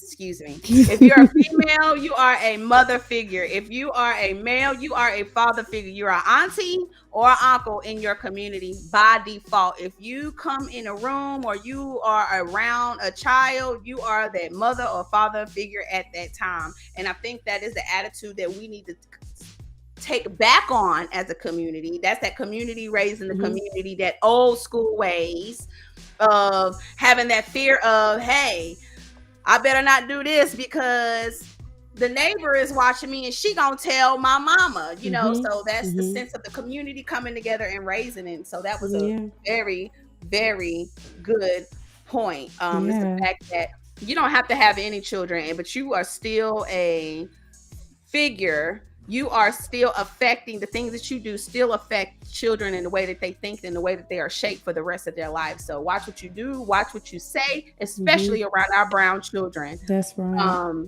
Something that I heard this week that really made my heart warm. It kind of gave me some tingly sensations, which let me know that I needed to take heed to what I heard. A woman said that men, men can affect a woman by the things that he does, and a woman can affect a man by the things that she says. Oh, yeah. Okay, so that hit home for your girl Trend. Okay, I'm gonna just say that. So, and just going back to this video on the mother, you know, she's going back and forth in this verbal confrontation with the guy, that the 32-year-old that lost his life. You know, it just goes to show that, oh, she's a woman. It doesn't matter what the woman says. It's nothing she said should have triggered him to want to knock her out or do any physical harm. But the reality is, we don't know the mental status. We don't know the upbringing of this man. We can just assume that he had some trauma on top of trauma, some disappointment on top of some hurt. We'll give him a benefit of a doubt to say that he was just hurt, wanting to hurt somebody else, right? But as women, as brown women, let's do better at stepping into ourselves as woman, and being in our correct place, by watching the stuff that come off of our tongue. And I'm taking my own advice. Everything that we think doesn't need to be said, right? But choosing the stuff that we think about, I mean, choosing the stuff that we talk about, choosing the stuff that we choose to discuss, that is what is going to make the generations better for the future. You know, calculating the wars, calculating the dialogue, the disagreements, the debates. Is it even worth it? How is this going to help us to be better as a brown community, is what I'm about to say off my tongue. If it's not going to hold any substance, if it's not going to build, right? If it's not going to bring awareness to make a positive change, then we as women, I feel like we're the first ones that kind of need to watch what we say. Men, be aware of the things that you are doing,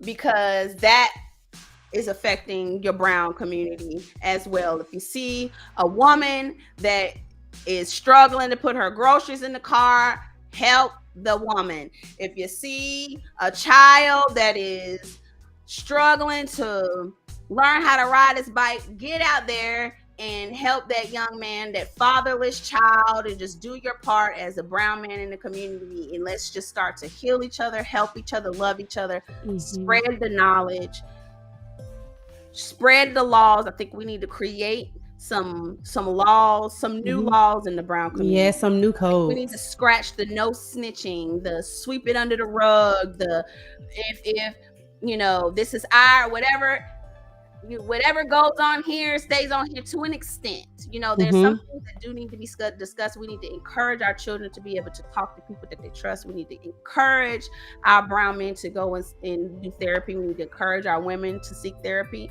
and encourage our brown men to be in tune with their emotions, and to encourage our women to be in tune with their masculinity as well. But we need to have balance. We need to create boundaries. We need to reveal the skeletons in the closet as a whole. There's trauma on trauma from past generations. It's time to sit the families down, to talk to the abusers, to talk to the victims, and let it be known, you know, let's start to forgive ourselves, forgive others, and heal these family units, restore the family units so that the generations can be better. That's how I think that we can rebuild our brown community as well. Yeah. To add, like, oh, girl, that was good. I love what you said, and I love how you mentioned like sitting down and healing and going through, and also holding accountable. Holding accountable. You mentioned something earlier, and I feel like to add to how we can rebuild our community, you mentioned like being an influence, like, whether you want to or not, people are always looking up to you, whether you have children or not. I think that goes back to what you said earlier, that the OGs are gone, the grannies, the aunties are gone, and it's time for like realignment. I feel like we are the new OGs. We have to rise to our position. We now have to fill the roles that our aunties and grandmothers and stuff like that would originally. That's just originally in order, and we have to get back into the order. You know what I mean? And the youth, they have to be strong. We have to build them up strong to, go against the grain, to not follow the crowd, to be okay, to be the only one that's not doing what everyone else is doing. But, it's time for us to fall into line and fall into place. And I feel like that's what's missing as far as like our foundation. We've kind of gone away just from our principles. From the principles that were passed down, we're making all these new rules and making up all these new, some of them are carried on that needs to be discarded, and some of them need to be, kept. But especially how you were like, the no snitching, like that needs to fucking go. You know what I mean? I don't mean no harm. That needs to go. We just need new principles. You know what I mean? We need new, governing laws, like there are all these, as brown people, we have all these understandings, all these languages and dialogues and concepts that we just understand as a people. And those do need to change. So I love that. I feel like I don't have to add anything to it, because I feel like you said it beautifully. You said it beautifully. I did want to add this last part. I see we getting on 2 hours. I think that's going to be a perfect time to get to break away. We definitely going to have some great topics for next week. I'm excited about this. I see where this could go. But I did want to say this while we're talking about the generation, the OGs and the baby Gs and the Gs. Okay.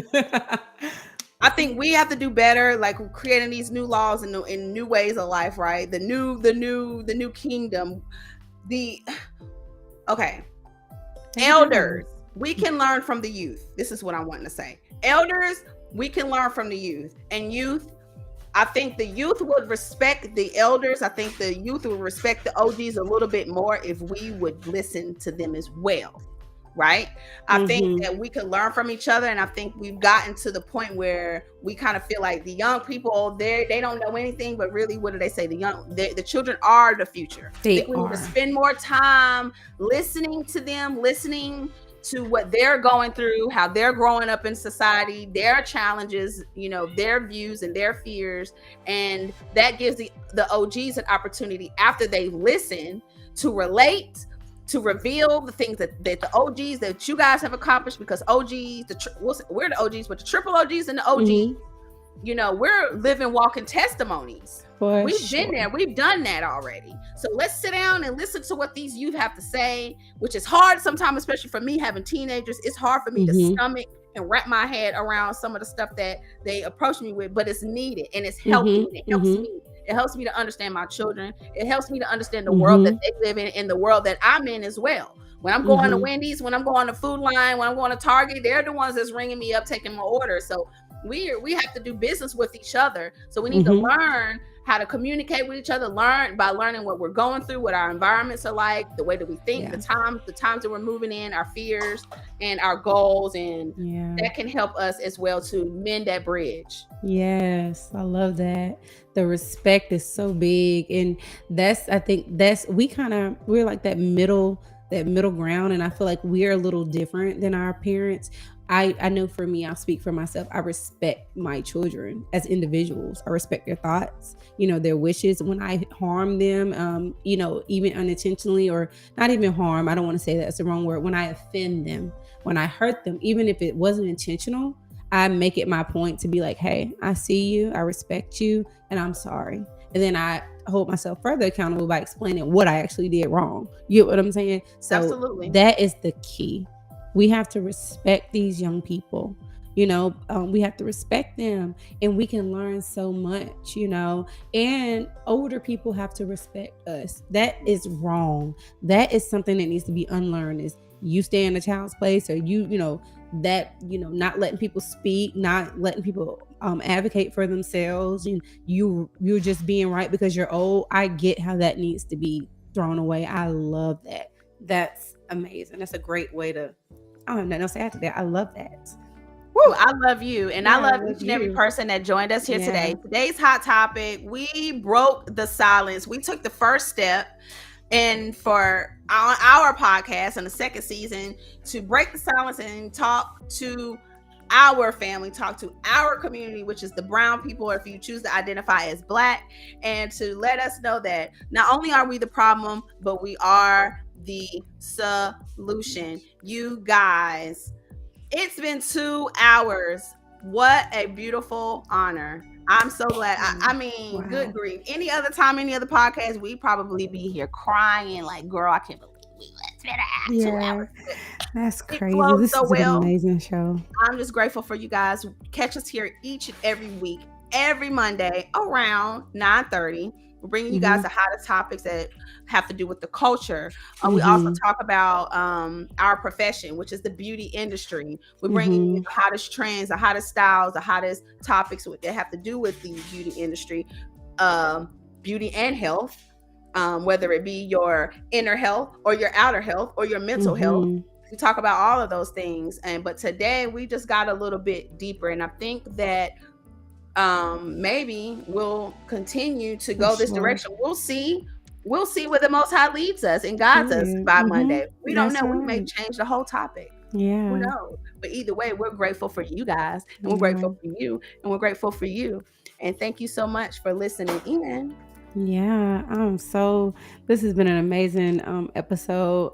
I'm super grateful for like you and like the bravery and courage just to like, allow us to tap into, other things. This was my co-host idea, and I'm just glad that we as a collective decided to kind of go against the grain and practice what we preach and, talk about things, because the beauty industry is our industry and we love it, but our community is first, and our community is what we're a part of. And I'm so glad we talked about that today and took a pivot. We took a chance, and you guys showed up. Y'all have been engaged, y'all have been tuned in, and we appreciate you guys for it.